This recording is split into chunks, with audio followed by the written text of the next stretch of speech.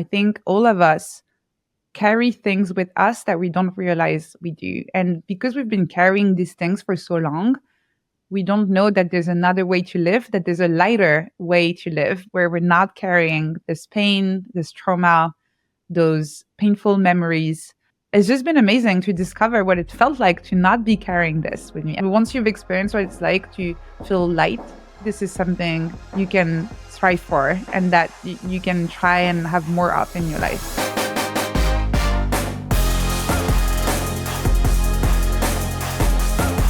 Welcome back to another episode of Good Work. I'm your host, Barrett Brooks. On this show, I dive deep with world-class creators, founders, artists, and adventurers to uncover the inner journey of outward success. I've learned that beyond a certain level of success, there are no roadmaps or tried and true tactics. You have to rely on your instincts and the courage to forge your own path. And that's what this show is about, the unique challenges and opportunities that come from being world-class at what you do. My job is to ask the questions no one else has, so my guests can tell their stories in a way they've never been told. My hope is that this results in a deeper, more thoughtful, and more human conversation than you can hear on any other show. Today's episode is a special one. We first aired this conversation with Anne-Laure Le Cunff back in 2024, and it quickly became a listener favorite. Anne-Laure is a trained neuroscientist, writer, and the founder of Ness Labs, where she explores mindful productivity, creativity, and the intersection of neuroscience and personal growth. At the time of our conversation, the first time, she was deep in her PhD, balancing the academic rigor of writing with writing for a broad audience and sharing her experiences along the way in public. We're bringing this episode back because Anne-Laure has just released her new book, Tiny Experiments, which comes out today on the day this is published, March 4th, 2025. The book is all about using small, intentional experiments to unlock personal growth and creativity, something she's lived out repeatedly in her own journey. So whether you're familiar with her work or hearing from her for the first time, this conversation is packed with insights on navigating uncertainty, following your curiosity, and designing a more intentional life, like with most of my episodes. So without further ado, let's get to it.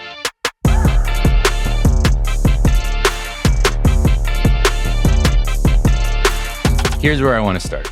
It comes from the last thing I did actually was I read all of your annual reviews from the past 5 years, but sequentially, which was a really fascinating exercise because it's like seeing a person's life go by, over the course of an hour, basically.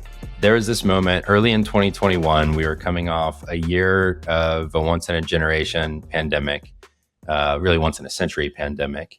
And it had been extremely hard on your extended family. You had lost loved ones.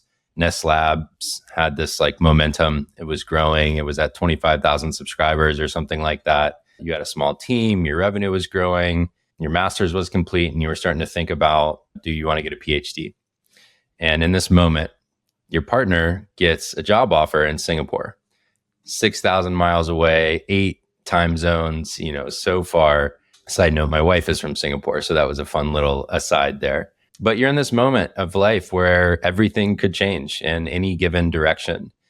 And I think you all decided to make what I see as maybe the most courageous and authentic decision you could make for both of you. And it just felt like this really pivotal moment to me in your story where things could have gone so many directions. And so I wonder if we might just start there and have you tell us a little bit about what that was like and what you ended up deciding. Yeah, absolutely. That was definitely a liminal moment for me in the sense that as you said, I had no idea what was the right direction to take. There were so many options as well.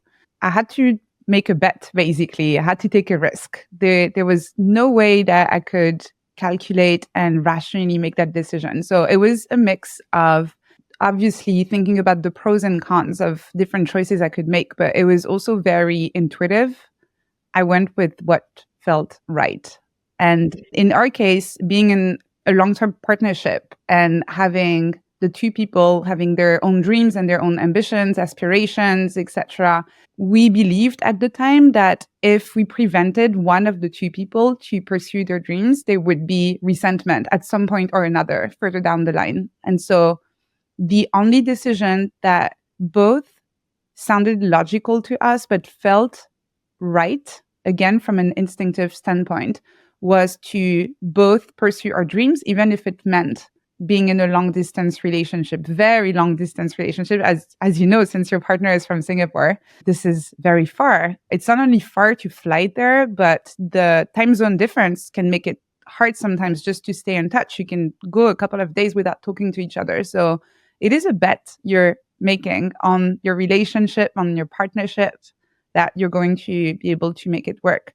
And now that it's been more than 2 years that we're in this situation, so we're still together, which is great. I'm almost done with my PhD. There's 6 more months to go. He's very happy in his job. And we're approaching a new liminal moment now, where now that I'll be done with the PhD and I'll be location independent again. So what next? Do I move there? Do I go somewhere else? Yeah, I just feel like life is this succession of liminal moments. And every time you're at a crossroads and you just need to make the choice that feels right. It's kind of one of the core concepts you talk about, that being in the in-between is this huge skill set that we have to develop because it happens over and over and over. And so I wonder if you might just share some of what you've learned from either a neuroscience standpoint or a personal standpoint on these in-between moments and what it's like for us and why they're so important. I think from a neuroscience perspective, is just interesting to keep in mind that we are designed to try and reduce uncertainty as much as possible. Our brains are pattern matching machines that are really trying to understand what is a signal in the middle of the noise and trying to make predictions. And it's trying to make the best predictions possible, really. That's how we survive. We evaluate risks. We decide, do I turn right? Do I turn left? Do I start running? Do I stay here? This is what we do. And we make those calculations all the time. And when we find ourselves in those liminal spaces, those spaces of uncertainty, it can be very easy to just listen to those instincts and just move or freeze, or letting ourselves being guided by fear instead of letting ourselves being guided by our dreams, our ambitions, our aspirations. And so just starting by posing, not rushing the decision, I think, can be one of the best things that anyone can do if they find themselves in that situation. Do not rush the decision. Take your time, especially if it's a big decision that is going to have very long-term consequences. It is worth it, taking your time to make that decision and making sure that you have considered all of the pros and the cons, and that you're really listening to how it feels, to what feels right to you, and not to the alarm bells in your brain telling you, danger, danger, let's quickly run and move away from what feels very scary. So that's the first thing, just taking your time, which I did at the time, and I'm very happy I did. And the second thing would be to make space to connect with yourself in those moments, to really try and understand what it is you want. We are all prone to mimetic desire and copying those goals that other people have, or looking at other people's success and feeling like that may be the kind of success that we want. And again, this is very automatic. We're social animals, and it does make sense to some extent to copy what other people are doing. This is how we learn. But if you want to learn and live different things than most other people are living, you need to go a little bit off the beaten track, and you need to make sure that your decisions are based on what feels right for you and not what looks like it's right for many other people around you.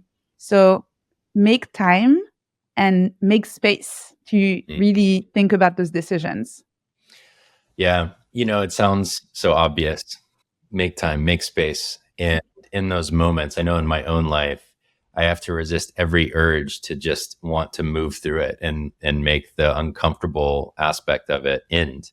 And so it's fascinating to know logically, like, we're fighting our nature when we're doing that. And then still to be able to sit in it and calmly, or maybe not so calmly, but like embrace whatever it's like in those moments in between and just sit in our bodies. There's so many directions we could go from here, because you brought up 3 or 4 different things I want to talk about eventually. But in my work, I talk about it as your somatic experience. You talk about interoception, they're very related, but our body is such a great source of data. It's telling us so many things all the time. And we're so detached from it because we stay up here so much. We stay in our brains, we stay in the logic side of things, but we have all of this rich input coming from our bodies and how we're reacting and whether we're tensing up or whether we want to move through something.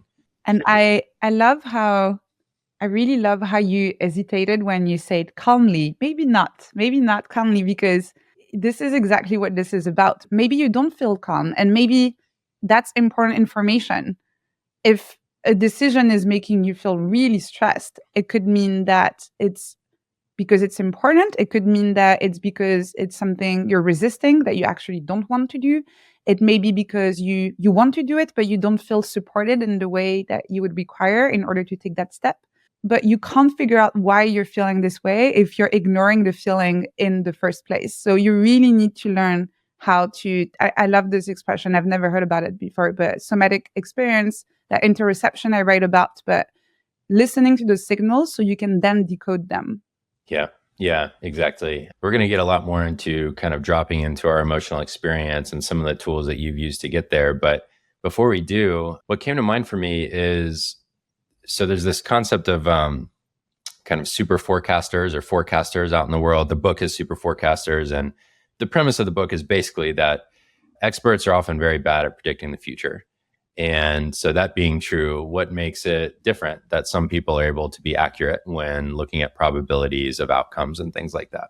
So we don't need to get way off on that, but it made me think, I was pulling that into your situation where now you can look back and it was like, we made the right call. Everything's okay. We're still together. We're both pursuing what is important to us, but there was some probability that it didn't work out well at all.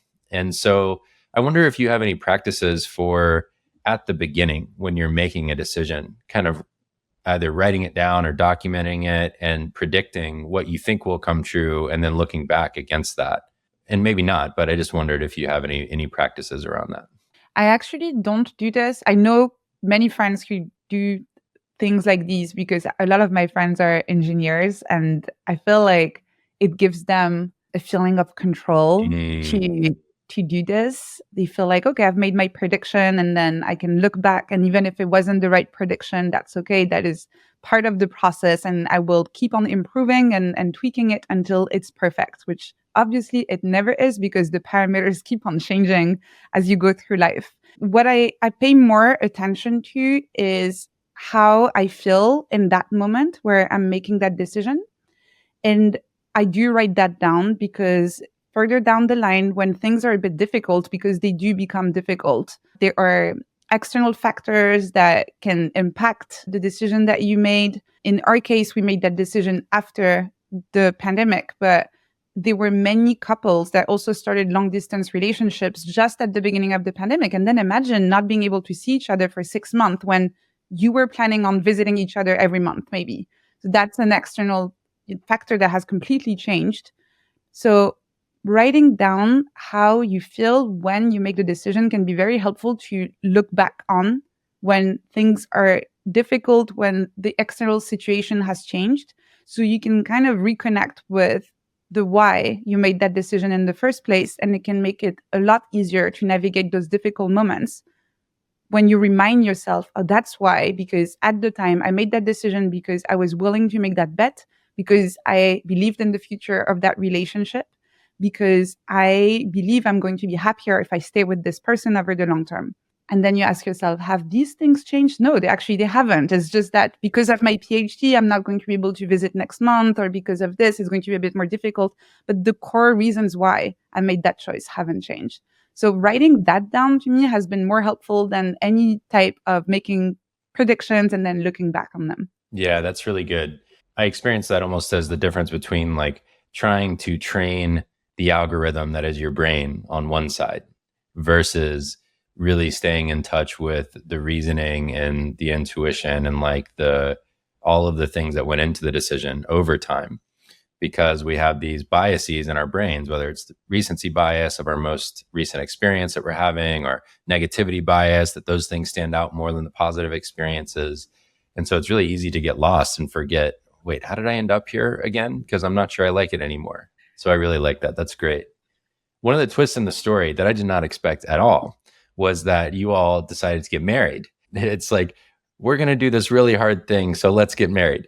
And I just thought that was both fun and just kind of this really beautiful commitment to one another to say, hey, we're in this together and we'll figure it out. And I don't know if that's how you all saw it, but I just wonder what that decision was like to commit to one another in that way. This is the way I function in general. Once I've made a decision and I want for something to work out, I will do my best to make it succeed. And it doesn't mean that it will succeed. As you've mentioned, there is always a probability that things are not going to work out the way you want them to work out. But what I'm trying to optimize for is being able to look back and feel like I've done everything I could. I gave myself a fair chance. And if it didn't work out, it didn't work out. So really trying to optimize for minimizing regrets. I don't know if you have this distinction in English, actually, because in French, we make the distinction between regrets and remorses. And so a regret is when you didn't do something, and a remorse is when you did something. So I'm trying to optimize for having remorses. That's fine. I did something and maybe that wasn't the right thing, versus feeling like, oh no, I didn't do anything.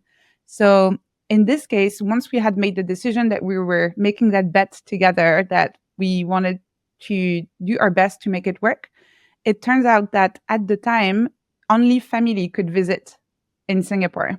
And so if I wanted to visit him, I had to be family.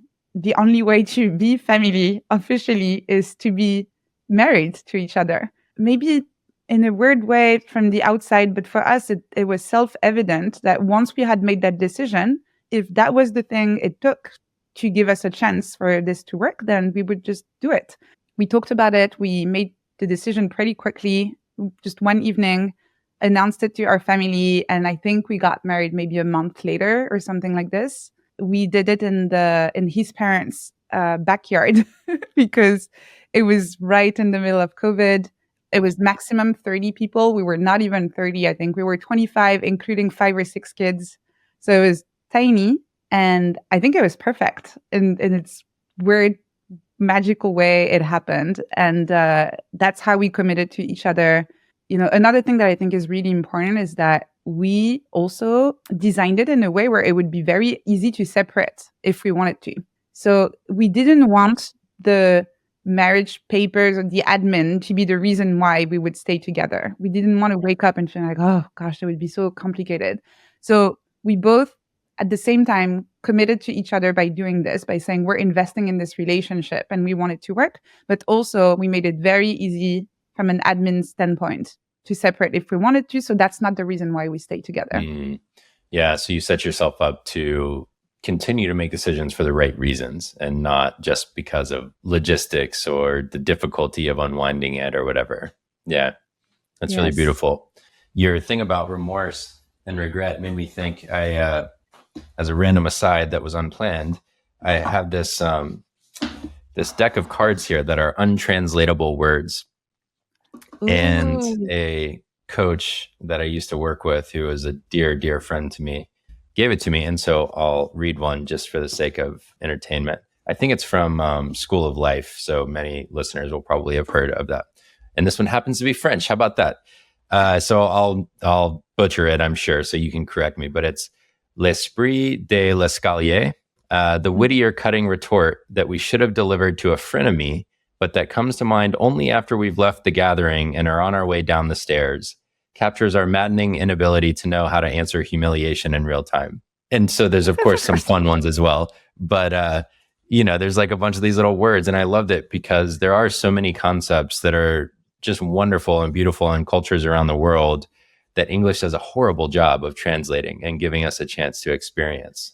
This is so interesting. I have a friend, Steph Smith, who maybe some listeners will know as well because she's pretty active on Twitter. And she created a website that is a database of untranslatable words. And I sometimes open it and have a look around because it's very fun, very inspiring. It's funny because it goes both ways. I feel like there are so many beautiful words that cannot be translated to English.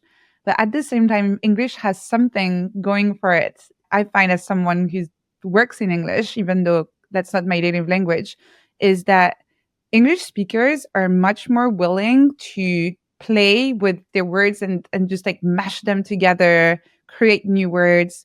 We don't have a word for brainstorming in French. We don't have a word for mindfulness either. And I love that about English, that you can say, hey, we're missing a word for this concept. How about we make one? Let's just invent one. Whereas in French, we're so protective of our language. And so it's a lot more rigid. And we even have l'Académie Française, the French Academia. She's a bunch of old people who try to protect the French language. They even try to invent new words for email in French. So they say we should not say email. We all say email because that's just the same word and it's easy. But they invented another one that no one is using. And they actually inspire me when I work on any kind of product or even an essay or something like this. I sometimes ask myself if I'm creating something of value that is actually going to help the reader or the consumer, or if I'm trying to force a worldview or a perspective that is what I think things should be like versus what they really are like, and having something that's really helping the reader and not just being based on my own experience. So weirdly, these old people all in a room trying to protect the French language have become a source of inspiration for me.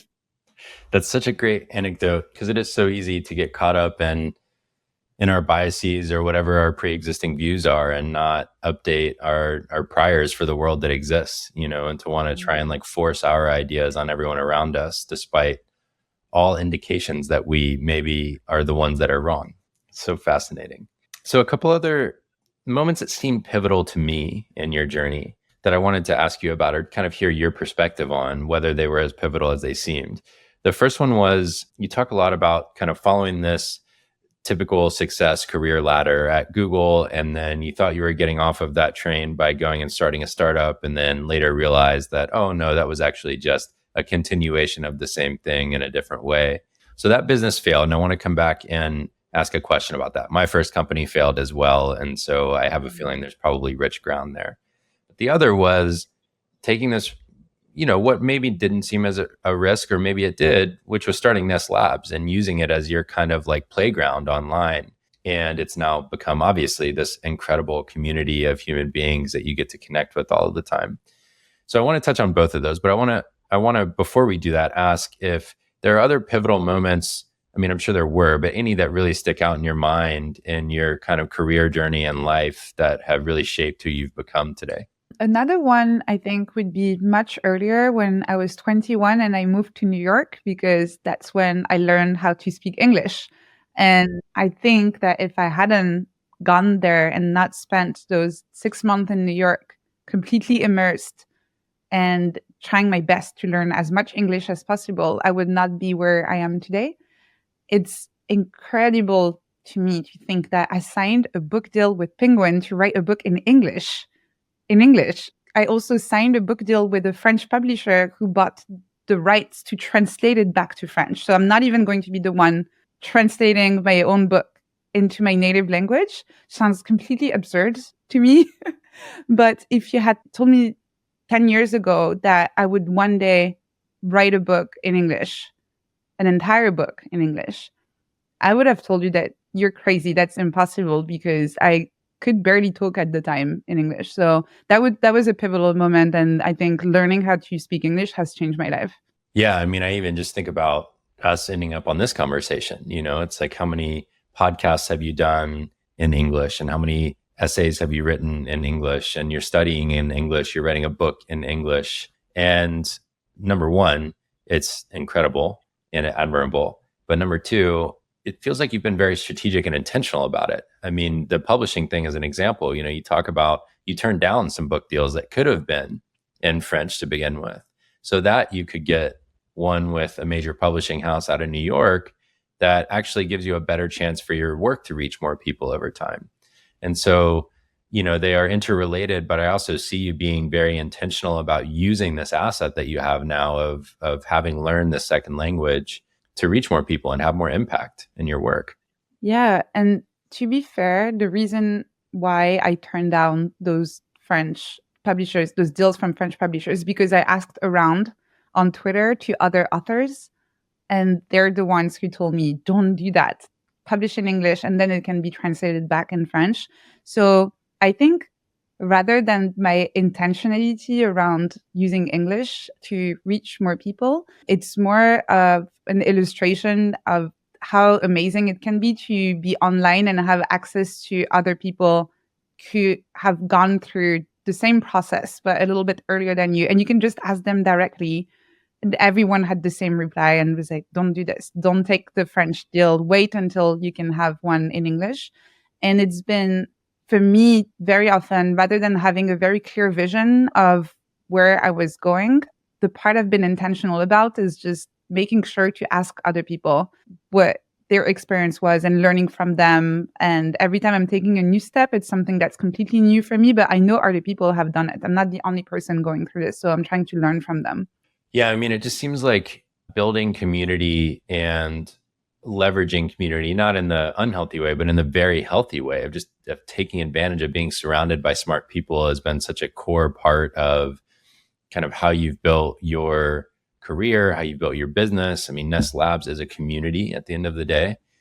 And I wonder if you had any role models or people showing you the way on how to build community, how to foster relationships amongst people so that you would have access to people to ask these kinds of questions. It just seems to be kind of inherent in you. And so I wonder where that came from. Originally, probably from my mom. I grew up in a house where there were always a dozen people in and out of the house coming to catch up, to share the latest news, to know how things were going, have tea and cake, and then leave. It's taught me probably how to connect with people in a way that feels very natural for me. Another thing that's unrelated that it taught me is that I work really well, even if there's a lot of noise around me, because it was always very noisy in my house growing up. So I think having an Algerian mom for whom connecting with other people is such an important part of her life has been one thing. And then in terms of the people I am learning from nowadays, I have a few people around me that are a big source of inspiration when it comes to community building. There's Tiago Forte from Building a Second Brain, who is known, I think, mostly for the public community that he has built. There's a really big community around Building a Second Brain, but what people don't see is his generosity behind the scenes. He's always willing to help a fellow author, anyone who's curious about building a newsletter, being a creator, etc. He will always take the time to share advice, to share what he learned. He's published a lot of guides, very in depth, about all of the challenge that he's been through at a level of transparency that you very rarely see, because a lot of people treat their experiences almost as trade secrets. They think that maybe if they share too much, people are going to copy them and become competitors. There's none of that in the way Tiago approaches his work and his experiences. I'm learning from him a lot. Every time I'm a little bit hesitant, I'm like, should I share that much? Like, is that too much to share? I think about him. And every time I realize, no, actually, I can absolutely share this. I'm very far from the limit of how much I should be sharing. You mentioned there were a few people like that you kind of learn from and rely on as role models for it. Is there another, aside from Tiago, that you look to? Yes, there's a person called Marie Denis. I don't know how in English. She would feel like I'm butchering her name. She's French. She created a community called Woman Make. And it's a tiny community. It's on Telegram. And what I admire the most from Marie is how diverse this community is. And still everyone feels welcome. Because really the only thing that everyone in this community has in common is their gender. Mm-hmm. And so that's 50% of the population. And it's a lot of people from all walks of life working on different types of projects. And somehow it still works. And I think in this case, it's because the community leader has a way of making everyone feel welcome and connected, and where all ideas are listened to, all voices are listened to. So this is also something that I admire a lot with her. I love that. It reminds me of, I saw in some of your content, you were talking about building a community at one point over WhatsApp or text message for newsletter creators, sharing lessons learned along the way. And so it's just interesting to hear these parallels. You get inspired by someone or someone gets inspired by you, and then that sparks you to try and experiment, and then it adds back into your work. I can't overestimate the degree to which community has shaped my career and just the way that I've grown over time. I think that seeking out people, taking risks, inviting people to things, looking like an idiot on occasion because no one responds or no one says yes, it's given me all the relationships that I have now and all the people that then introduce me to others or give me automatic rapport with someone like you, where we haven't had the chance to talk before today, but there's like enough mutual connections where it seems like an obvious thing to do. So I love hearing about how different people build community like that. You mentioned your mom is Algerian, your dad is French, is that right? Yes. So you've got this fascinating cultural background, and now you live in London. So you even live in another place than either of your two primary cultural backgrounds. And I just wonder how that kind of diverse, inherent cultural background between your parents and then also the experience of being an immigrant in new places has shaped you as a creator and you and your work today. I think it started fairly early on because my mom was born in Algeria but moved to France when she was still quite young. And so she had to adapt. She had to learn a new language and she had to navigate those two different cultures on a day-to-day basis at home with her parents who didn't speak French, and then at school and with her other students, etc., or at work where she had to speak French and try to blend in as much as possible. There was a long period of time where I only felt like I was French because my mom was trying so hard for us to be integrated in the culture that she wouldn't speak Arabic to us. She gave us the Frenchest names. Anne-Laure, I don't know if you realize that without being French, but Anne-Laure is super French. If there was a spectrum in terms of Frenchness of names, is very, very French. And it's the same for my brother and my sister, very, very French. You could tell that when people say, "Oh, I thought you were French," that she smiles, she's kind of happy. It's a compliment for her that she's so well integrated in the culture that people don't hear her accent, don't realize that she's from Algeria. And it's only much later in my late teenagehood, early 20s that I started really reconnecting with my Algerian roots, with my mom. And we went back to Algeria. I visited several times now. I've met all of my cousins there. And it's been very interesting to see how your environment shapes your behavior. I'm a completely different person when I'm in Paris versus when I'm in Biskra in the south of Algeria. I had not noticed, I think it's a lot more subtle. Now I notice it. I notice that I'm actually a different person when I'm in London. And when I visit San Francisco, I'm also a different person. When I'm in New York, I'm a different person. Before visiting Algeria, I did not notice it because it was subtle enough that I could miss it. Algeria gave me an extreme version of this, where I would be a lot more discreet. I have to cover my hair when I'm there. You have to, let men speak before you do. It's very, very different culturally. So that was a great example to see how your behavior changes. And once you've seen it once you've noticed that you do it in a situation, you see it all the time. And I would even say that you probably also change your behavior based on the different groups you're in, whether you're with different friends also. And we just take that for granted. We don't really pay attention to it. But I think maybe we would learn a lot from observing our behavior a little bit more and seeing which of those differences and changes in behavior are intentional and we want to keep. Maybe some of them do make sense because it does make sense to adapt to a situation. But what are those changes in behavior that we do unconsciously that maybe are not serving us as much? I don't know when I first noticed it, but I'll sometimes spend a long weekend with a friend or a friend's family, and I'll come home and I'll realize I've adopted some of their mannerisms or way of speaking. It's like I've never used that mannerism before in my life. And then I come home from 3 days with someone and all of a sudden I've got this different aspect of how I'm communicating. And that's interesting to me. It's a reflection of our mirror neurons and wanting to connect with one another and just all of these different aspects. But then to be conscious of it and ask, okay, do I want to be shaping myself to the people that I'm with, or do I want to try and be more authentically me? And, so there's all these interesting questions in there.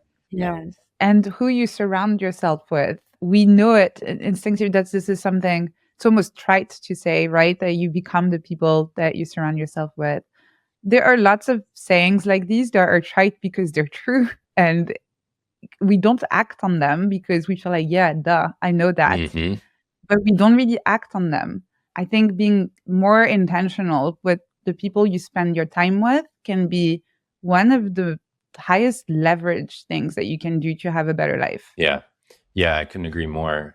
I want to come back to a thing that you said about your mom and kind of the process of assimilation and the pride that she takes in being recognized as French when that comes up. And I had a wonderful conversation on the show with author and executive coach named Jerry Colonna. And he recently wrote a book called Reunion. And it came out of kind of him examining his own place in society right after George Floyd's death, and in the summer where we had a lot of conversation in the United States about the Black community suffering disproportionately to the rest of our country. So the core of his book was really about learning to reconnect with our ancestors and where we come from, like where we really come from. And how many this is US specific in this case, but it's relevant to what you were sharing as well. How many of us pass as white because that is the thing everyone assimilated towards, but how that was like, white is not a culture. White is not a country of origin. It's a agglomeration of many other things, but that for so long, every incentive almost in society was aligned so that people needed to assimilate to make it, basically. And so, yeah, it becomes a point of pride to say, yes, I'm an American, even though perhaps it's just been a generation since you came from your country of origin. And so my example of that is my great-grandparents are Mexican. They came from Mexico across the southern border. That's such a area of debate in our country today. No one learned Spanish after my grandmother. She didn't teach it to any of her daughters, because it was probably more a subject of shame than pride that you would speak Spanish. They all pass as white now, even though they're half Mexican. And it's just this interesting and sad. I mean, really, and you talked about going back and kind of processing the pain of your ancestors at one point. And I've had a similar experience where it's like, man, there's a lot of shit that people have to go through to leave their country of origin and go somewhere to create opportunity for the future of their family. And it's so sad what's lost in that process. There's so much richness that gets lost in that process. Yeah. And what's interesting is that this destructive process, because that's what it is, comes very often from a place of love and protection. Because the reason why, your grandparents or my mom tried to leave all of their culture behind was because they wanted their kids to have the best chance possible to succeed in this new country.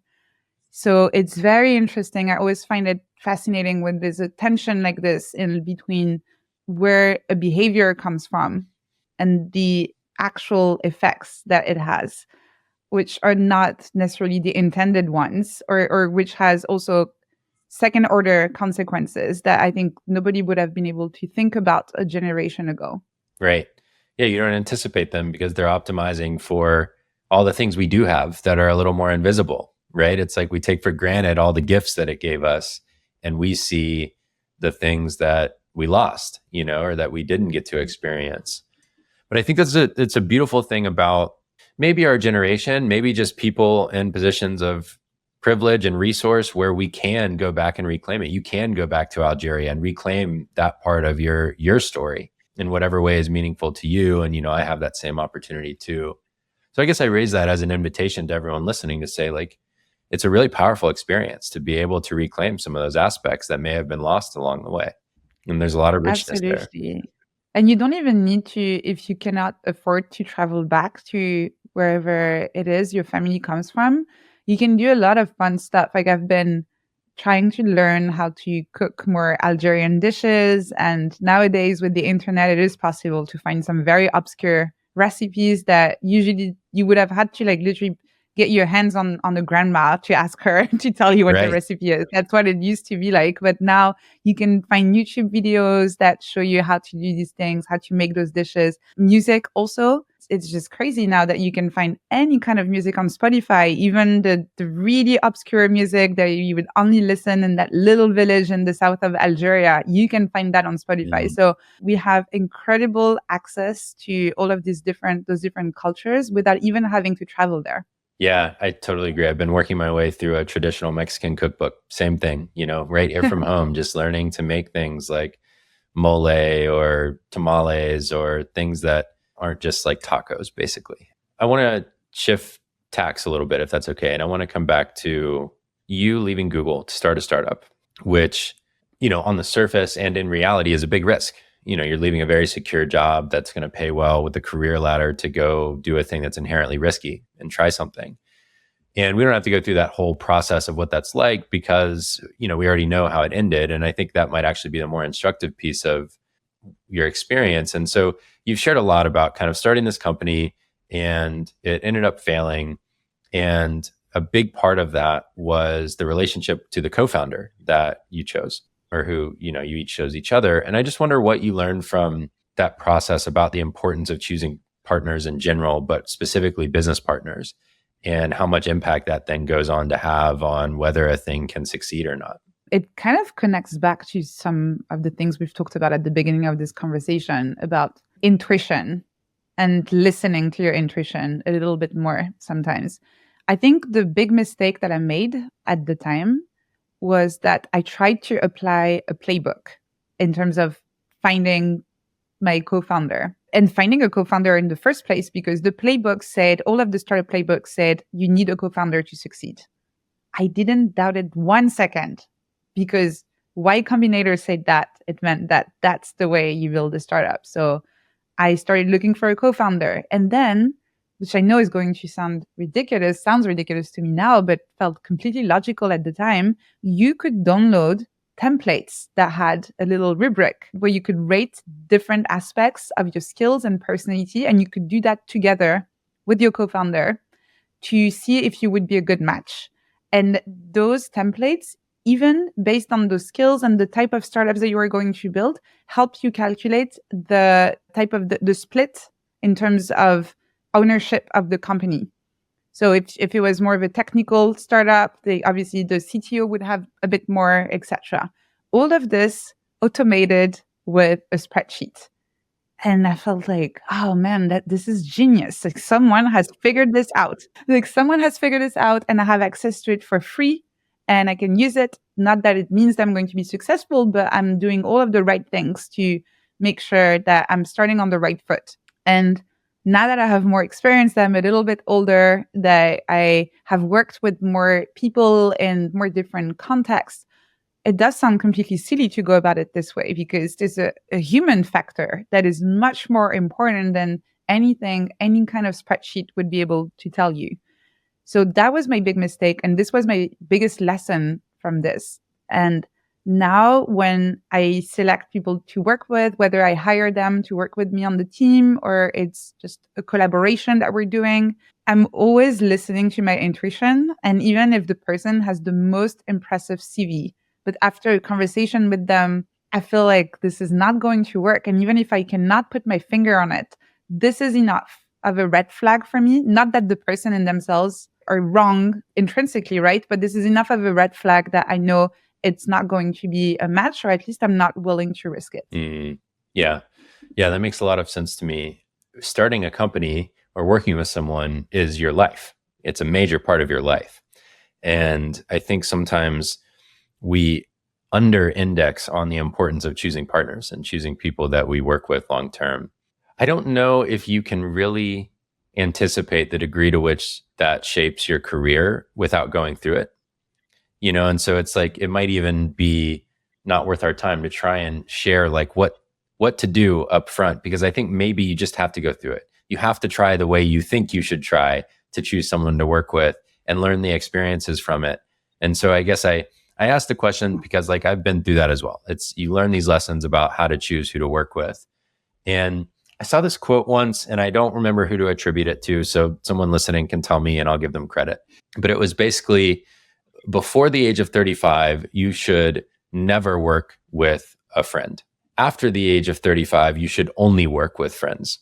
And I found that really interesting because I'm 36 now and it really resonates with me that I know myself. It's not about really other people. It's actually that I know myself well enough now to know the boundaries I need to set, the things that really matter to me. I've overcome some of my just old inner habits and patterns that were shaping the way I thought and the way I was in relationship. And so now I can be in partnership much more consciously and intentionally with someone. Whereas 10 years ago, it was like I was very reactive. I was, I had all kinds of stuff going on that just made me a worse partner, regardless of what the other person was doing. Yeah, I think this is great. I don't know about, I wouldn't necessarily make it a universal rule. For sure. But it wouldn't make for such a great quote if it Right. was maybe do this and maybe do that. It's a great quote. I completely agree with you. And I think that, again, like the reason why it didn't work out for us was not necessarily because the other person was intrinsically bad as a co-founder, but we both didn't know ourselves enough. And we didn't have this self-awareness, this self-knowledge, this capacity for emotional regulation that I agree. Like, I don't think there's any shortcut to developing these skills. It's just something that takes time. And it does make sense that at age 36, you're a lot more able to navigate all of those different experiences than you were when you were 26. And so I'm still very grateful for that experience. I imagine it's the same for you, of having gone through that partnership, for that partnership to not work out and to be able to learn from it and take some of those lessons moving forward with me. Yeah. Yeah. I guess my encouragement related to that would be to still do it. Even if it doesn't work out, it's still worth going through the experience. And sometimes you get great outcomes, even though the partnership wasn't the best option, And so I just love hearing the stories though. So I want to ask you one more thing, then we're going to take a break for a couple minutes. Ness Labs I view it almost as a playground for you. It's a playground to learn, a playground to teach, a playground to share ideas, to hear ideas from others. And I heard you talking about the Ness aspect of it. And I want to see if I got it right. And I want to kind of hear you elaborate on it. But the Ness was this kind of suffix to words that becomes almost like a quality of a human. Openness. I don't know. There's a million different ways we could describe someone. And that was the reason you named it that. Was it like it represents the qualities of human beings and how wide-ranging they can be. So I wonder if you'd just kind of tell us a little bit of the story about why you started it and what you thought it might become relative to what it's actually become. So yeah, that suffix is to describe the state of being something. So the state of being conscious, the state of being mindful, the state of being thoughtful. At the time, I didn't have big ambitions for Ness Labs at all. I actually came up with the name very quickly, like in an hour or so. And I just wanted it to be a space where I could write about the things I was learning. I wanted it, as you mentioned, to be a playground, a sort of laboratory for myself for personal growth, hence the labs and Ness Labs. And I was quite surprised when I saw that what I published there was resonating with so many people, because to me, I was just someone learning about these topics. I was not an expert. And I was very transparent about the fact that everything I was writing was a work in progress, that I was a work in progress myself, and that the only thing I was doing here was learning in public. And turns out now in hindsight, and I'm looking at the growth of Ness Labs, the engagement and the community that has gathered around it, it's exactly the things I thought would hinder the growth of this project that were the things people liked. I think they really liked learning with me and not necessarily just from me. They probably also like that I was very openly admitting when I was making mistakes. I would very transparently correct old articles and say, oh, that thing I recommended you do 2 weeks ago, there's a new research paper that's out and actually this doesn't work. Like power posing, for example. It's something at some point I recommended that people do, and then it was debunked afterwards. Instead of putting it under the rug, I very transparently said, oops, sorry, this is what happens when you're learning in public. So I would have not, in 1,000 miles expected that it would grow this much. I'm almost at 100,000 subscribers on the newsletter now. And we have a private community of about 2,000 people. And this is way bigger than anything I would have expected. It's been great, and it has really changed my life. Yeah, it's incredible. I mean, I was looking at, I just made a note of the numbers over time. They're not an indicator of anything other than that people resonate with what you're doing. You know, I don't really hold numbers as like the end all be all. But back in 2019, you were at just over 6,500 subscribers. And then in a year, you added almost another 20,000. You got up to 25,000. And then you did another half that to 37 and then to 55. And then in 2023, you jumped all the way up to almost 100,000 subscribers. I mean, it's incredible. And to me, the growth arc is a reflection from my seat of you becoming more and more yourself, like more and more confidently yourself in your work. And that's a lesson I've had to learn. I think so much of my life, we go back to the like mirroring behavior and being part of the communities that we're in. You know, I think so much of, especially my 20s, was figuring out who I wanted to be. Like, where do I want to fit in? How do I want to shape myself? How do I want to behave? What do I want to adopt as my long-term values? Things like that. Now, like this show is a great example. I finally got to the point where I was like, it, I'm going to make the show that I wish existed. I'm going to have long conversations with people I'm fascinated by. We're going to cover all kinds of stuff, and maybe no one will listen, but I'm going to have great conversations along the way. And it took so much to get to the point where it's like, oh yeah, of course, that's the only way to work. It's the only way to work. It's certainly the only way to be a founder, because you have to live with it every day. The thing you create, you have to live with every day, and it's in your mind constantly. And so to shape it into something someone else wants it to be, in hindsight, this was what I did for a long time. So I'm not even saying like you're dumb for doing it. I did it. It seems silly almost that I would have tried to shape my efforts to other people's desires for me instead of my own. And so anyways, I just see that so much of that and what Ness Labs is growing into is it just seems like an authentic expression of your fascinations. And I want to add to what you said that I don't think it's silly at all. Our entire society is pushing us to try and emulate what other people are doing and to try and please other people and again, to fit in. So I think this is just the instinctive behavior that we have. Since you're a little kid, your parents tell you what you're supposed to be doing, and then your teachers do the same. And you're taught that if you do what you're told to do, good things will happen. If you misbehave, bad things will happen. And even though we do gain more freedom as an adult, these things stay in the back of our minds. That's, how we've been taught growing up. So unlearning all of these patterns and realizing that this freedom you have as an adult, you can actually use to do things that make you feel alive instead of just making you look good with other people. It takes time, it takes energy, and it takes a lot of courage as well. Yeah, that last one especially, it takes courage because ultimately it's an act of vulnerability. It's like, this is who I am. So yeah, I hope you like it. And you're doing it in public, and that's hard. Well, I think that's a great place to take a brief break. When we come back, I want to talk about some of the kind of psychedelics that you've tried in terms of, or psychoactive drugs that you've tried in terms of inner growth. I want to talk about other tools for inner growth, maybe a little bit about your creative process, and see where that takes us. One of the things that you've been really open about in your writing are some of the things that you've tried to make what I would call like inner growth breakthroughs, to really like expand your possibilities going forward by understanding what's going on inside better. You did an awesome podcast episode with, I think it was with Johnny Miller, about ayahuasca. I have not done any psychoactive drugs, really just because I'm like scared of them, not because I'm opposed to them or anything.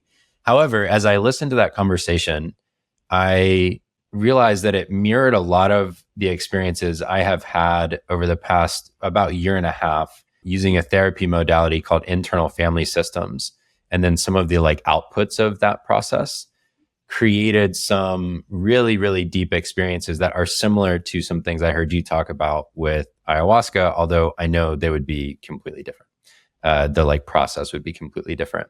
I don't want to repeat everything you talked about with Johnny, because that's a better conversation about that topic if someone's really interested in ayahuasca. But really, one of the things that really stood out to me as you were talking about that experience was, and this might have been, I think on Paul Millard's podcast, you said this, you talked about briefly, as you were mentioning ayahuasca, purging the pain of your maternal ancestors. And I hinted at this earlier when we were talking about that. And I wonder if you just might be open to sharing more about what that was like and what you've taken away from that since then. For people who don't know, and without going into too much details, but an ayahuasca ceremony can last for maybe 5 to 6 hours. So a lot can happen during this time. This specific moment, which was pivotal for me in the experience and was something that really stayed with me and changed me as a person, was when at some point I was taken over, I think, some of the most excruciating pain that I've ever felt physically. As a woman, we actually have a lot of physical suffering we have to go through, whether it's every month with our period, whether it's medical interventions, etc. So I feel like I'm someone who can deal with pain pretty easily. I have a very high tolerance to it, but this was nothing like anything I had experienced before. It started in my belly. It felt like this pain had to come out in some way. And I felt it moving from my belly to my chest, to my throat, to my mouth, and then coming out almost as if it was a silent scream. And I didn't know at first what it was, but after a while of having several waves of this pain, again, starting from my belly, moving through my chest, and then through my throat and to my mouth, and coming out as this silent scream, I knew it was the pain of my mother and the pain of my grandmother and the pain of my great-grandmother and the pain of all of the women that had come before me, that was moving through me and leaving my body, as if I was processing the trauma of generations and generations and generations of women that had come before me. In terms of what it taught me, I haven't really intellectualized that experience or tried to rationalize it because it was so visceral and so embodied that I think it would be hard to put words on it. And I don't even think it would be helpful to try to put words on this. But it made me realize that I think all of us carry things with us that we don't realize we do. And because we've been carrying these things for so long, we don't know that there's another way to live, that there's a lighter way to live where we're not carrying this pain, this trauma, those painful memories. It's just been amazing to discover what it felt like to not be carrying this with me. I felt so much lighter when I left the ceremonies. I still feel so much lighter. I'm trying now to be a little bit more conscious of any type of weight or pain that I'm feeling, and not just almost taking it for granted, like being like, oh, that's the default. That's just feeling heavy like this is the default. And once you've experienced what it's like to feel light, you know this is something you can strive for and that you can try and have more of in your life. Yeah, this is such an area of rich exploration for me right now, is kind of releasing that old pain, the ancestral pain, the burdens that we carry. And I'm not a scientist. I'm not studying for a PhD like you are. And so I have only cursory understanding of a lot of the science behind some of this stuff. But as I understand it, we're having a better and better body of work around the pain that we carry from our ancestors and the way that we get epigenetically shaped by pain from prior generations. And I find that really fascinating, that it's not just the idea of what our people went through, but it's actually like in our DNA gets shifted and we end up carrying this with us over time. This is how we survive as a species, right? It makes sense from an evolutionary standpoint that anything that has caused a lot of pain to an organism will be encoded and remembered and transmitted to their offspring so they have better chances of surviving. But you find this pattern in at the macro level, at the, in terms of timelines over generations, but in your own life as well, at that level where responses that you have that may protect you in some way can also hurt you and others. And sometimes it is better to let go of some of the tools and the protections and the armors that we have created for ourselves that may have been helpful at some point, but are not so helpful anymore. Right. Yeah. I sometimes talk about it too as kind of like every quality or habit that we have has a shadow side and an affirmative side. And there are expressions of that same quality that if we can transform them from maybe the shadow side that's been living in us that we didn't realize into the affirmative version of that going forward, it can just reshape how we experience things. Like the visual that I have that is of course not reality is I almost imagine the brain equivalent of like a muscle knot, like these little muscle knots in our conscious where we think that's the way we must be. And it's like really tight and embedded and it's in there. And then we have to find these tools, whether it's psychoactive drugs or whether it's forms of therapy or whatever, that kind of like breaks it apart enough to where you can see the knot, dissolving itself, basically. That's the visual I have for myself. And what it's done is once you can separate it out, and in that form of therapy, for me, it was like seeing the different parts of it and how it was all shaped in my mind. It was like, oh, okay, now I can handle this a little better. I can like acknowledge the pieces here. And for me, if you'll indulge for a minute, because I know most people are here to hear you, not me. But the story that really came to mind for me as I was listening to you talk about this experience of ayahuasca, and the reason I asked about the like purging of that maternal ancestral pain, that has been a major aspect of my own inner growth and work over the past couple of years. And for me, it's been through this internal family systems methodology of therapy. I had a couple of sessions, and in one of the sessions, I basically like imagined that I was a well, and that the well was throughout my life, people were just tossing their pain in there. My extended family, my cousins, my parents, my ancestors, whatever, and that I was ready not to be the well anymore. That was like what came out of this therapy session. And this was the first time that I realized that I had been acting as if it was my job to carry everyone around me's pain, like the world's pain. And on some level, how egotistical that is. Like I can fix everything. So this is the context going into a coach training retreat I was on last year. And without going way into like the coach training, one of the half days we were on this like beautiful, I don't know, something like 50 acre property in the North Carolina mountains in the southeastern United States. And we were going to do a day on the land, or half day on the land, as they put it. And this is a little mini version of what Native American cultures would call a vision quest. So being on the land for an extended period of time to see what it has to teach you. And normally it involves like fasting and purging yourself in that way. So we didn't get all into that, but we spent a half day on the land and they told us to go out with an intention or a question. And, I heard you talking about the preparation and the lead in to the ayahuasca ceremony and you not necessarily being certain what your question was, but knowing enough about your intent to have something that you were starting with. And the leader of that kind of reassuring you that like, that's enough. And so I went into that half day with this therapy session in the background of like being a well and trying to figure out, why these are my burdens to carry and like what was wrong with me, basically, that I felt that way. So I really tried to embrace the exercise. It's like, we're going to spend a day on the land. I'm here. I might as well see what I can get out of this. And I went and laid by this river and I said, okay, trees and land, I want to know what's wrong with me. Like, why have I been carrying these burdens for so long? And I took a nap, just laying on the ground there. And I woke up and I just started bawling, crying. It was just like the tears were flowing, and this crying is a thing that I've had to work on, like get access to my tears. So I'm crying and I feel this urge to like start wiping my body from my head to my toe. And every time I do it, I flick my fingers at the end and name one of these burdens that I had been carrying. It was like I was ready for them to, go in the bucket of the well and get tossed out finally. And it was like I was throwing them in the river. And I got to the end and it was everything just from my whole life that I imagined my dad went through and his parents and my ancestors coming from Mexico. And then I felt the urge to walk out into the river. And it was like, okay, I'm trying not to judge myself when I'm in the middle of this because everything in me wants to hold myself back or like worry about what people are going to think if I go wading into the river.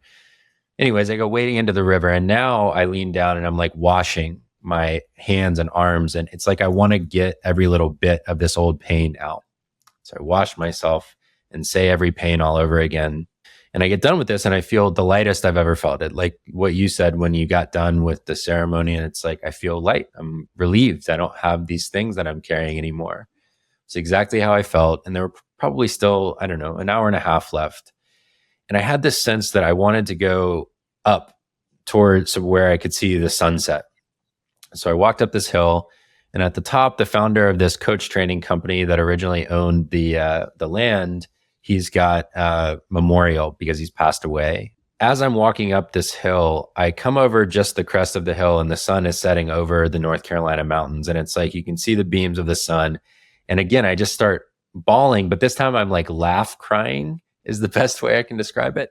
And it's because I can see the beauty of a sunset for the first time. It feels like I'm seeing it for the first time ever. I can actually appreciate in that moment how wonderful and beautiful the world is, and the sun is, and like the mountains. And it feels so light and joyful that I just can't, I'm laughing and crying. It's like this other experience, the opposite of what I was feeling by the river.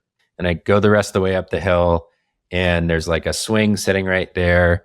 And I sit down and I feel this wind come from behind me that feels like it's coming from the memorial of this man who's there. And like he's almost talking to me and creating this experience. And I just sit there with my arms out on this swing, and just like I'm a little child, you know, I just sit there in the wind and watch the sunset on the swing. I'm like sitting there, and after the fact, I'm thinking, and now even as I tell it, it's like I recognize how ridiculous this sounds, you know?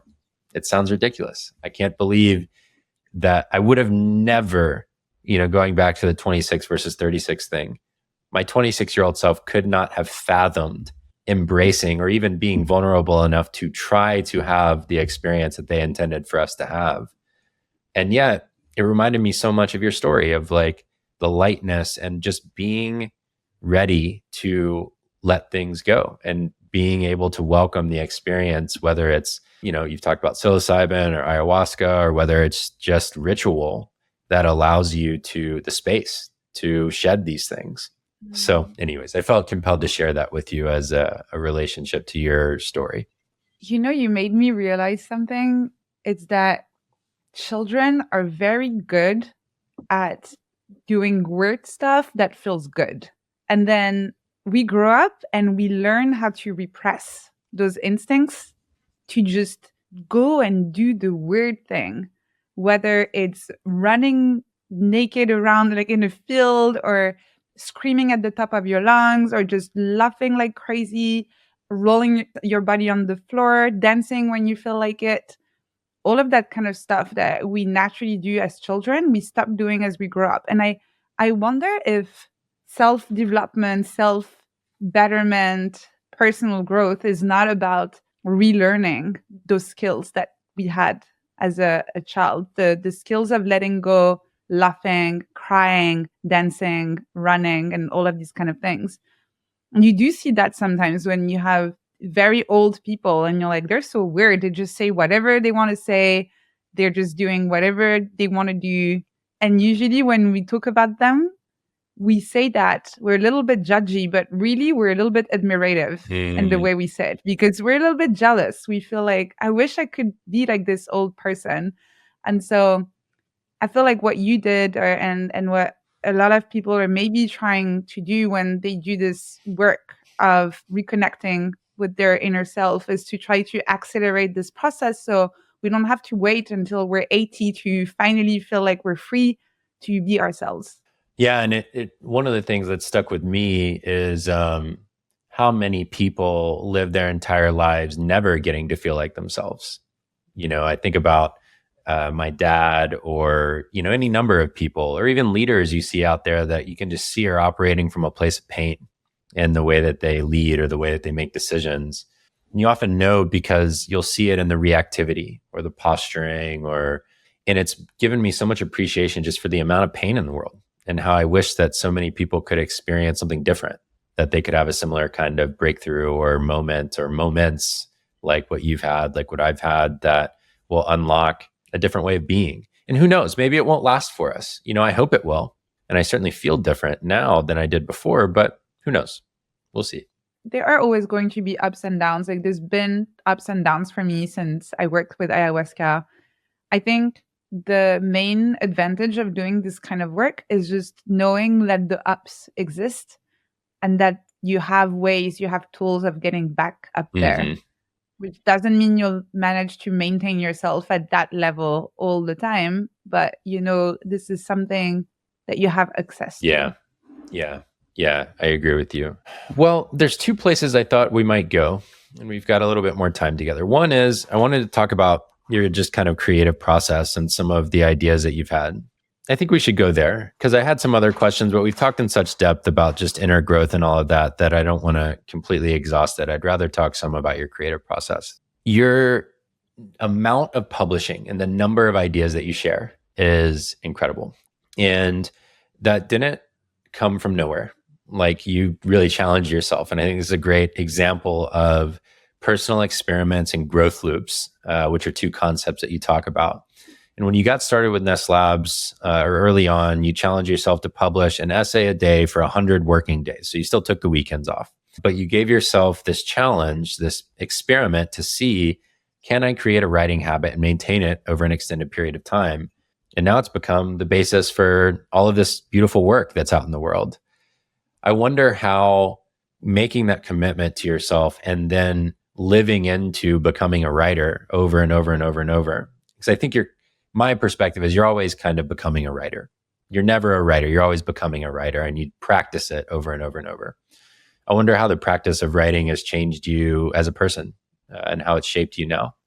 It really has changed my life. I used to consider myself a writer as a kid. I was writing novels. I sent a few to different publishers, and I really thought that I would be a novelist as I was growing up. This or that or a paleontologist. Those were the two careers I was considering as a kid. And then adult life happened. I went to university. I got a job at Google, and I completely forgot about my dreams of writing. So for me, this exercise, this challenge I gave myself, this little experiment of 100 articles in 100 workdays was also a way to reconnect with the joy that writing was giving me as a child, but putting it in as part of a structure and a framework that would fit into my days as an adult. And in terms of how it's changed me, writing itself, again, is something that I've always been doing. I'm journaling a lot. I was writing poetry as a teenager. So I think writing has always been kind of a part of me. But what has changed me the most is writing in public, writing online. This is completely different. In between having a bunch of notebooks at home where you write, nobody's seeing that, it feels very safe, versus putting yourself out there, publishing your work. And then whether you want it or not, you are going to get feedback. Sometimes the feedback is that nobody comments on it, nobody replies, and it's crickets. That's feedback too. It just means that it didn't resonate with anyone. And sometimes it's very positive. And you get people pushing back on what you said, saying, I don't think that's true. I don't agree. So whatever you do, you will get that feedback. I think this has created some sort of like muscle in me where I feel very comfortable now. When you publish something every day and every day you're getting feedback, then it becomes very natural to receive that feedback, whether it's positive, negative, or you don't receive any comments at all. It becomes part of the way you think and you work, and you design everything around those growth loops where you never feel like anything you're doing is an end goal in and of itself. Everything becomes part of your learning process. And every time you use that muscle, you create something, you put it out there, you listen to the feedback, you incorporate what you learned into your next piece of work. You're really creating this very virtuous cycle of growth for yourself that is not always comfortable, but that is highly efficient. And where even if you don't see it at the loop level, at each loop, you don't really feel it. But when you look back 1 year later, you feel like, wow, I can't believe how much I've grown. Yeah, I mean, even just in this moment, I want to reflect back to you, like the body of work you've created is remarkable. I could have spent 2 or 3 more weeks just reading what you've created. And, 5 years is not a short amount of time, but all things considered, I mean, it's a relatively short amount of time to completely transform your life and to create a body of work that, it's only the beginning of what you will create, whether it's the book or whatever else you go on to do, but it's incredible. I wonder, as you sit with that and you hear me reflect that back to you, how that feels. But first, thank you. And I think 5 years is about right. And I actually think it's Paul Millard who said that, but that it his experience, and he's been really looking at, people changing careers and those kind of things for a long time. 5 years is the amount of time it takes to completely change your life if you want to, if you start from scratch. And that feels right to me. And I think you can start seeing effects, and you can definitely start feeling the changes very quickly. And as soon as a couple of months, really, if you decide to commit to something and stick to it and take it very seriously.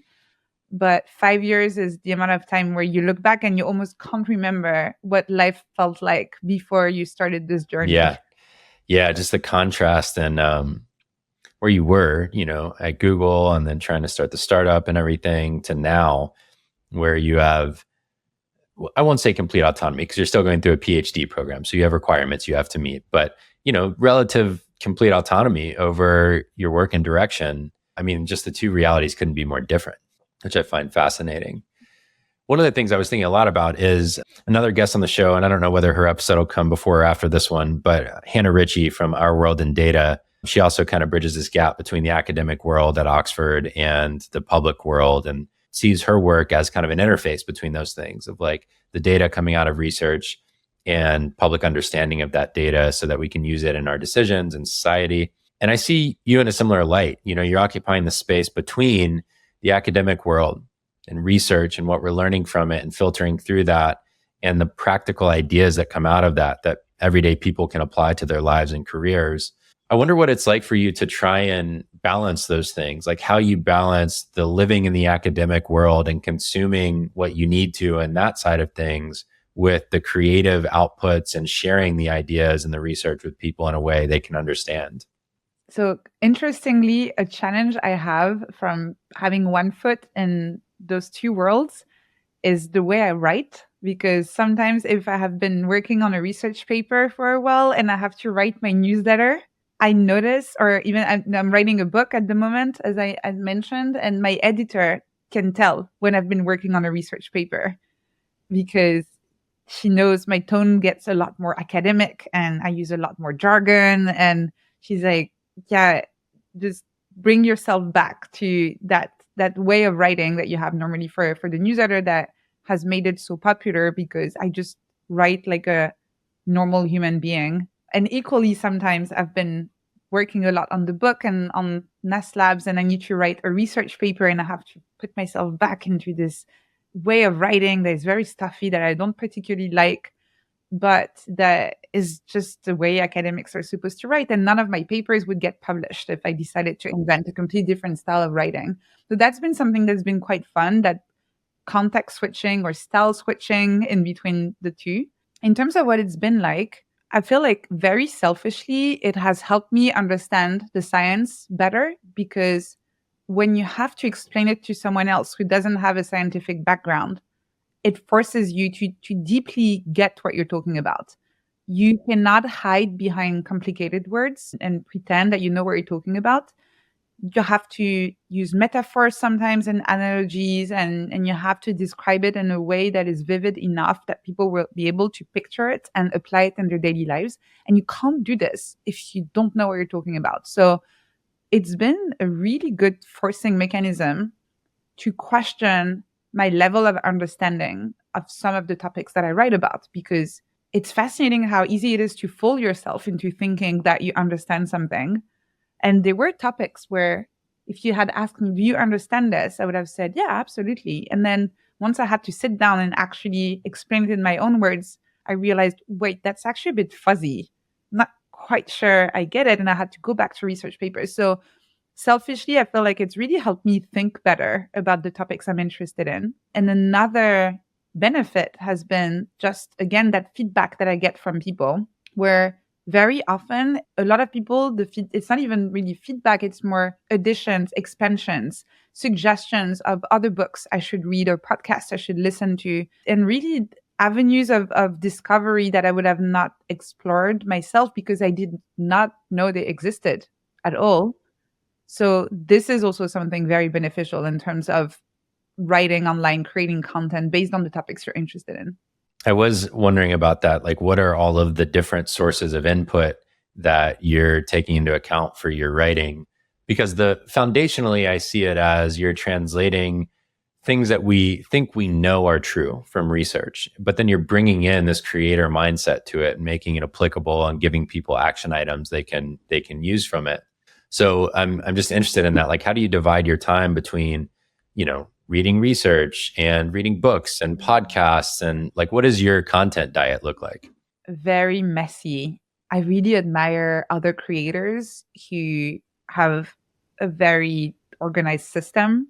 There was a point in my life where, we talked about those mimetic desires and other people's goals. And I really wished at the time I was like this. And I tried to copy some of those systems and use them for myself. And it just doesn't work. And I have to accept that I am a messy creator. This is a metaphor that I use in my writing, but I'm less of an architect and more of a gardener when it comes to exploring and generating ideas. So in terms of what it looks like, I really just let myself fall into rabbit holes whenever there's one that I find. I spend quite a bit of time on Twitter, but I have curated the people I follow in a way where my feed looks pretty good. And most of the time, if I open it, I will see interesting tweets in there. So that has been really helpful, just scrolling through my feed, following people that I really admire intellectually and creatively speaking, bookmarking things that I want to revisit later. And then again, writing actually is really how I manage my content diet, because since I'm always writing something, whether it's a newsletter or a research paper or the book, there's an automatic filter on the content that I consume. I'll kind of always ask myself, am I reading this for pleasure, which is fine? Or am I reading this for work, one of those different pieces of work? And if something I'm stumbling upon is neither pleasurable to read nor useful for my work, then I skip it. And that's really the only rule that I have. And this way, I rarely feel like I've wasted my time because it doesn't have to always be utilitarian, right? Sometimes you just read something because it's beautifully written or it makes you feel something, and that's fine. Or it's useful to your work, and that's it. So that's really the rule that I'm using. Yeah, it's interesting to me to think about how the other ways that things end up in our feeds. I like Save Everything to Matter is the app I've been using for saving reading stuff. And every week before I write my newsletter, I go through and I'm filtering for, of these things that I've saved, what might be useful to my audience. And so then I use that filter to say, all right, what am I going to go read of the things I've saved? And then of those, which of them are actually useful to my audience in rank order, basically. And those become the top 3 that I share every week. It's interesting to find the other things that just end up never getting read. It's like they fall further and further down my matter list. It's like, why did they end up there? Did I think I was supposed to read them? Is it because I'm like, I want to be the kind of person who reads that kind of thing? Like, what is that? So I'm just fascinated by that, how we filter our reading and things we consume. It reminds me a little bit of the concept of the anti-library. I don't know if you've ever heard about it. Yeah, yes. Tell me more. Yes. Okay. You're looking at all of your books around you. Same for me. I have so many I haven't read. And I love this concept, the idea that you collect books not to have a display of everything you know, but as a reminder of everything you want to learn. And it's the same with your bookmarks, with Matter. It's just all of the things that you want to learn. And it's not that you may never get to read everything. You will never get around to reading everything. But that's fine, because the fact that you're collecting so many ideas just shows how curious you are about the world, even though you will never be able to go through all of them. And it's the same with an entire library and with books. And I really like your system. I feel like it's very similar with books. I buy way too many books. I'm never going to be able to read them all. But on a moment to moment basis, I select the next one I'm going to read depending on what feels right, what's useful, what is something that I'm going to deeply connect with in this moment because it makes sense for the person I am today and the goals that I have at the moment.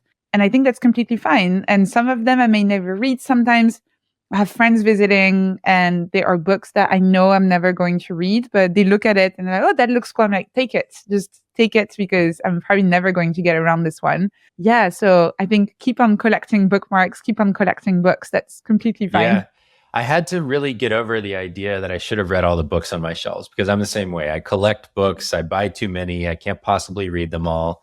And there's two things that helped me. One was obviously it was like embracing it first, that this is just who I am. I buy books, I enjoy it. But the two things that really helped me get over it were one, pruning, to go back to like your gardening idea.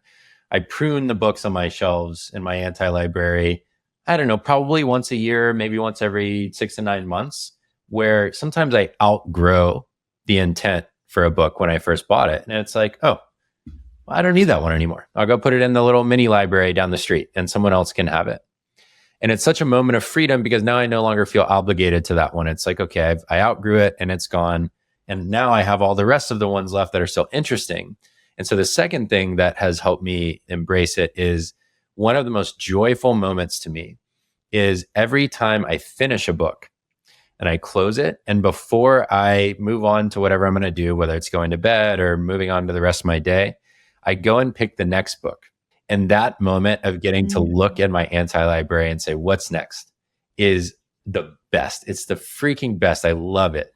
And then I'll read like the first 2 pages so that I just have a little head start to get into the next one. And then I'll go do the next thing. And that moment of joy has really helped me embrace and that's why I have all these unread books. I love this so much. Sometimes I finish a book and then I get very busy with other stuff and I can spend like a couple of weeks without reading anything that is not completely that is not a research paper or something that I'm reading for work. So I think I'm going to steal that little technique that you have of just picking the next one and reading the first couple of pages. One, I'm going to also share with you, and in case that's helpful for other people who, like us, enjoy reading, it's a rule I've made for myself since I started the PhD. I realized at the time that I was only reading nonfiction because I had gotten so obsessed with my work. And because it is still very interesting and I love learning about the brain. So I could only read nonfiction, but now I make it a point to alternate. So it's one nonfiction, one fiction. And if I'm very anxious to get to the next nonfiction book, I can just slot in a quick, like a short book of poetry or something that is not going to take me 2 weeks to read.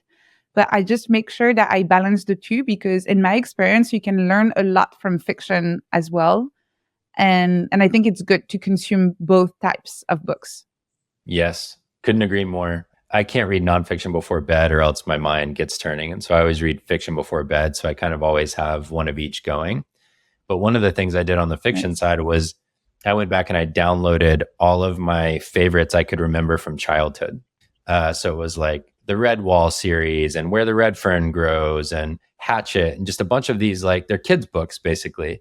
And I started reading those in similar kind of moments. If I'm feeling like I want to get on to the next one, I'll read one of these shorter kids' novels. And it takes me back to a moment in time of childhood and all of that. And that's been really fun and beautiful too. We could talk about books all day. However, we're running out of time. And I have a couple of questions I usually close out with. But before I get to those, there was one thing that you shared when chatting with Johnny Miller about this TikTok filter that was available for a while where you could see a version of your younger self on the screen. You talked about how emotional it was for some people to be able to see younger them. And it makes total sense. You know, if anyone listening has done therapy, you know, like so much of that work is working with the younger version of yourself that's kind of frozen in a moment in time. So it makes sense that it would make people emotional. What I wondered is, from where you sit right now, everything that you've done to this point, all the growth you've experienced, I wonder what you might say to your younger self that I know has gone through so much and you've shared so much of what you've been through earlier in life.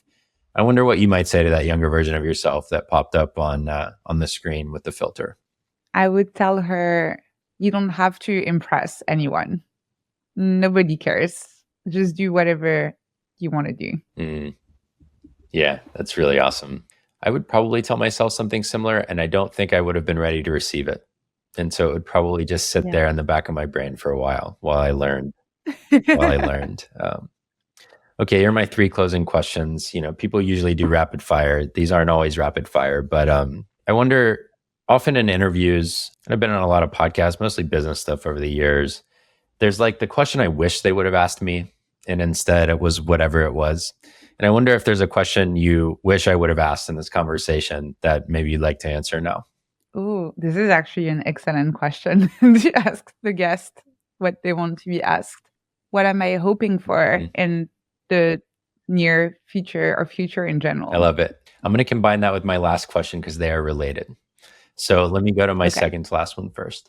I named my coaching company, and it's possible, I'm working on a memoir right now. It's possible this will be the name of it. It is An Unbearably Beautiful Future.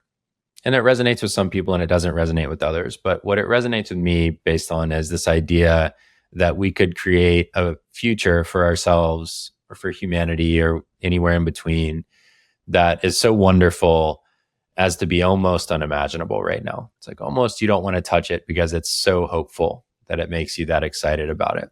I wonder what the most beautiful version of the future could be for you and how you hope to influence that for yourself and others. I'm very, very, very much hoping that we get to a point where enough people have access to the same kind of tools I've had access to, whether, as you mentioned, in your case, it was IFS therapy. In my case, it was psychedelics.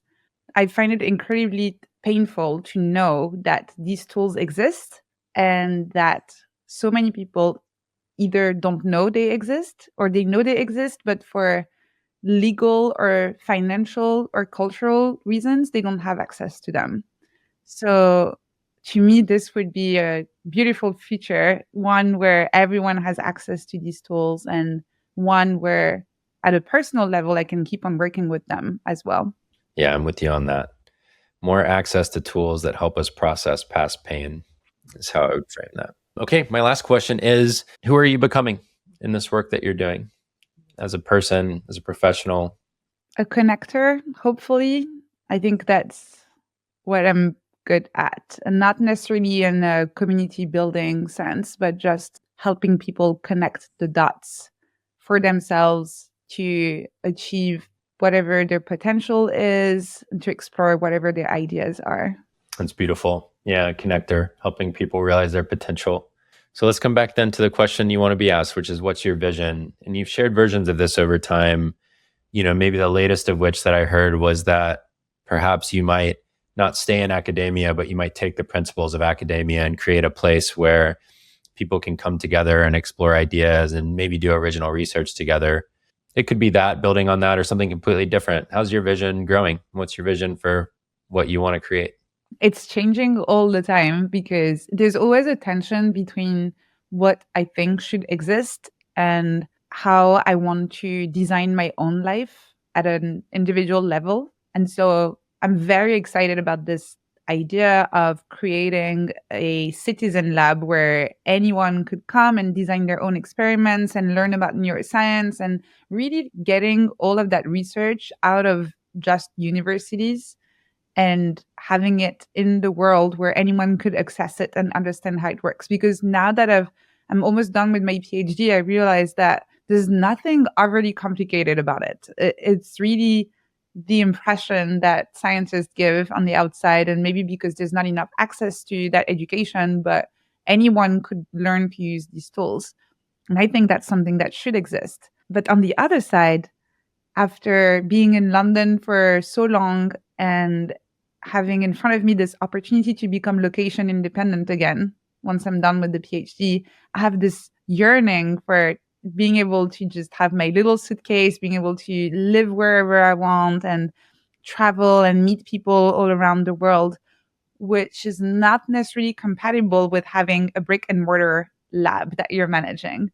So again, in that liminal space we talked about at the beginning, not really knowing which path is the right one, but I'm approaching this from a place of openness, and we'll see where the next month are taking me in terms of self-reflection. That's awesome. Well, I'll leave you with this, Anne-Laure. I am so grateful for your work, and I'm so grateful that you have put in all the work on your inner self to stay with it and become the kind of person who can share the things that you share. It's been deeply impactful for me. I enjoy it personally, and I think it's very important, and I hope you keep going for a really long time. So thank you for your work, and thanks for joining me. Thank you so much. Thank you. Yeah.